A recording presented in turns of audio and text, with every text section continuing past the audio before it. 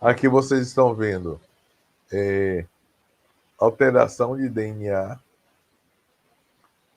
Olha só, duas plaquinhas, duas plaquinhas. Aqui tem três plaquinhas. Duas, duas, aqui tem três. Então nós estamos vendo alterações.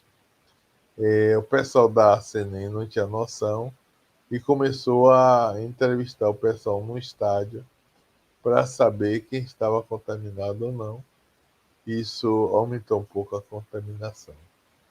E o que vocês sabem da história é que foi deixado no ambiente onde ocorreu o acidente, era um serviço de oncologia, onde o aparelho foi desprezado e ficou naquela área. Catadores de lixos, que são catadores de ferro e chumbo, foram catar para poder utilizar para venda, e nessa aconteceu o acidente que se espalhou dessa forma. Aqui são os efeitos que ocorreram na primeira semana. Você tem febre, você tem eritema na pele, você tem dores de cabeça, vômito. Isso tudo são efeitos oriundos da radiação. Se a radiação foi alta, consequentemente os efeitos são mais drásticos e o paciente vai à morte.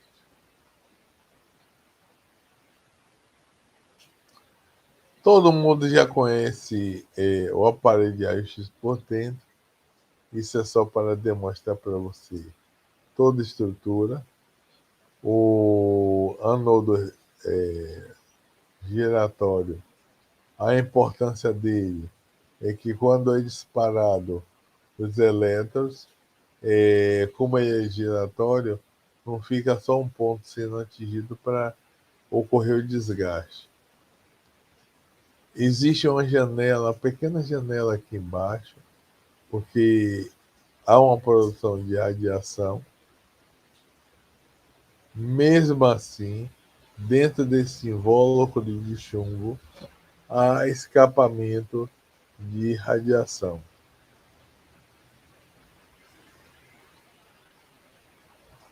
Obrigações básicas.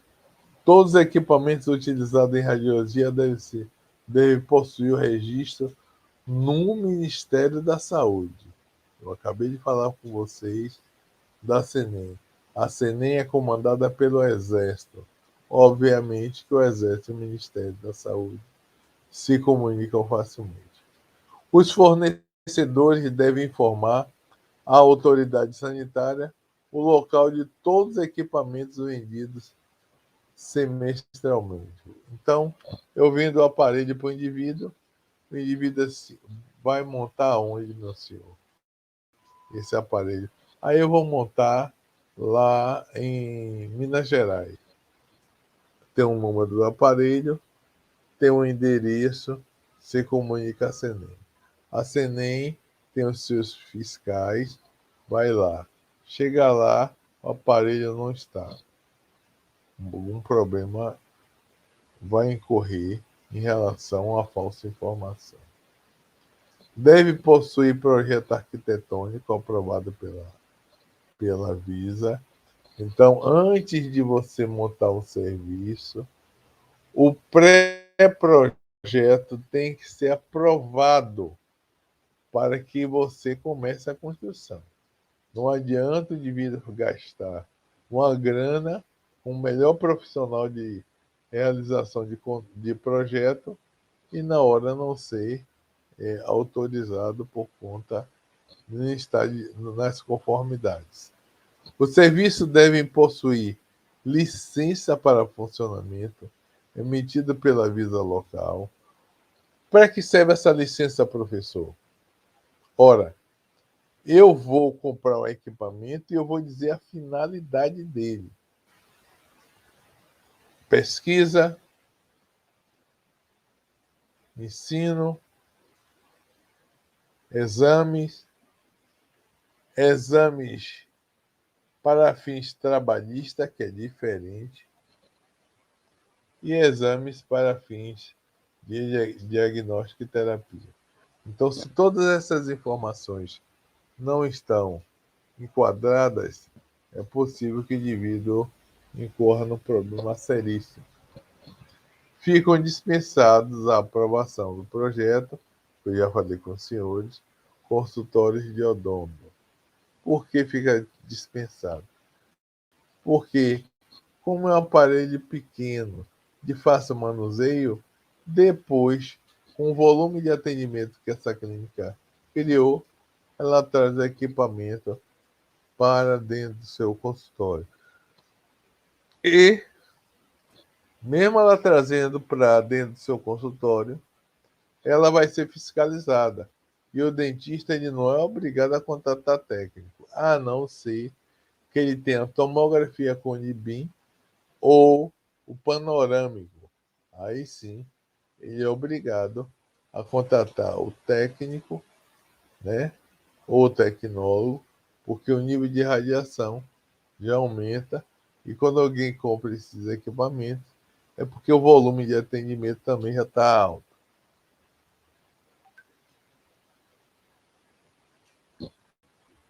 Princípios básicos de proteção radiológica. Justificativa da prática. Não tem outra a não ser. Ah, doutor, quero fazer um raio-x. Não é assim. Não é você chegar pedindo que quer fazer um raio-x. O médico vai fazer as avaliações para justificar se deve ou não fazer aquele exame. Limitações de doses. Ó, público e trabalhadores. Eu falei para os senhores lá no início da low dose, baixa dose. Prevenção de acidentes. Como é que a gente pode prevenir acidentes, professor? Lembrem que vocês também trabalham com medicina nuclear e radioterapia. Ambas podem provocar acidentes, sim. Otimização da proteção radiológica. O que é a otimização da proteção radiológica? Quanto mais, melhor. Quanto mais você usar proteção, melhor para você, melhor para o paciente, melhor para o público. Exposição à radiação. Então, o paciente ele é obrigado a se expor porque ele vai fazer o exame. O acompanhante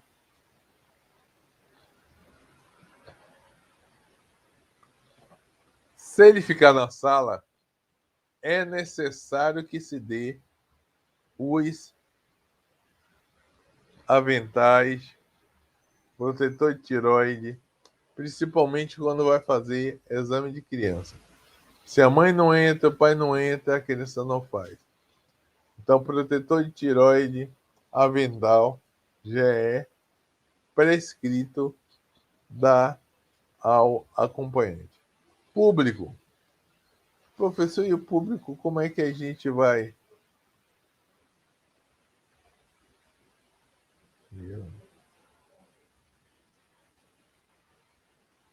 Público. Como é que a gente vai se preocupar com o público?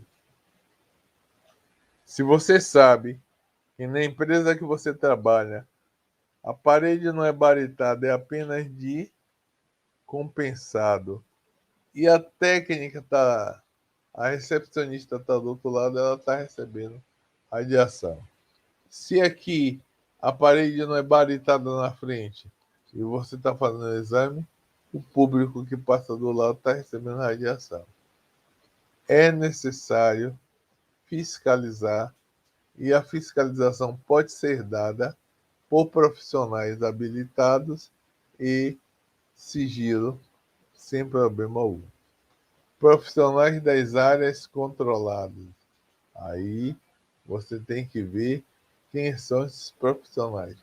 Como eu acabei de dizer a vocês, eu viajei esse Brasil norte, sul, leste, oeste. A maioria dos operadores E eu chegava e me perguntava, viu? A maioria dos operadores nos embarques não eram profissionais de radiologia. E digo com muita segurança, procurem saber agora que vocês não vão encontrar profissionais de radiologia lá operando os equipamentos. No presídio, da mesma forma, porque a justificativa não é diagnóstica, a justificativa é jurídica. Mesmo assim, um equipamento que emite radiação, e isso é obrigação do Conselho, cobrar ao Ministério Público que aquela atividade ali tem que ser feita pelo profissional de radiologia, porque ele tem todo o treinamento para esse fim.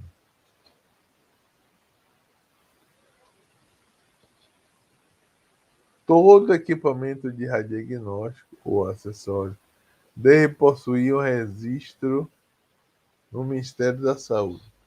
Foi o que eu falei para vocês. O número é o registro. É como se fosse arma registrada. É responsável pelo serviço: médico, dentista, instituição. Então, responsável técnico é o médico dentista, responsável legal a instituição. E ainda tem um supervisor de proteção radiológica. Pode ser físico, pode ser tecnólogo, pode ser técnico, basta ele passar na prova do CERN.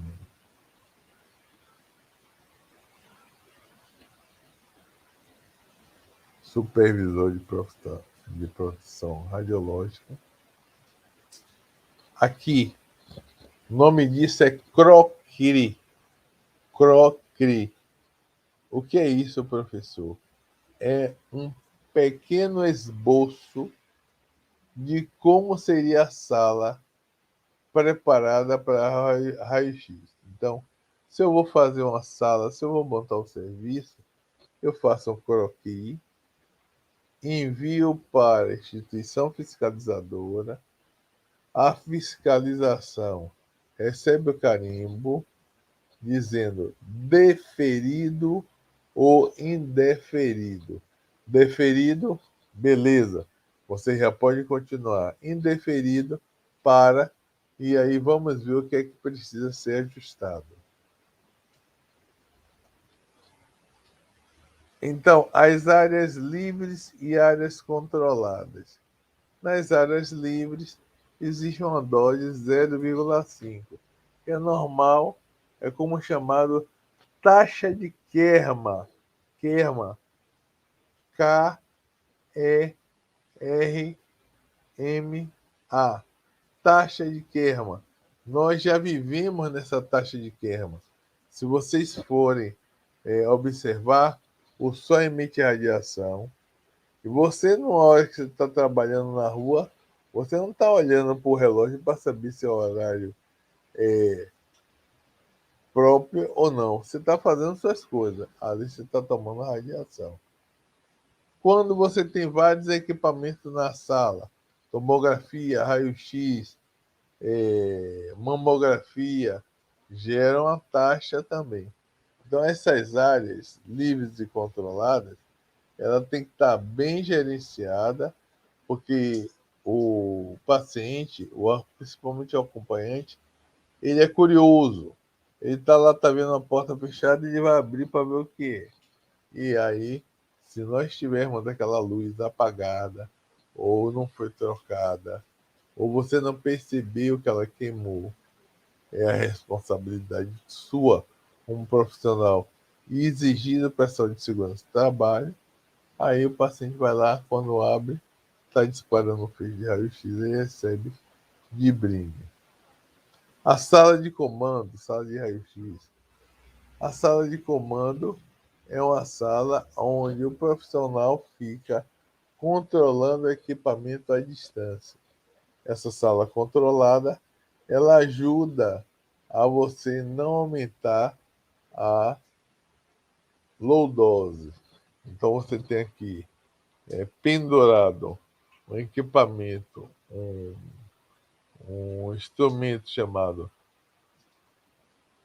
dosímetro, e o dosímetro é ele que vai registrar a sua dose durante o tempo que você estava trabalhando, se estava compatível ou não.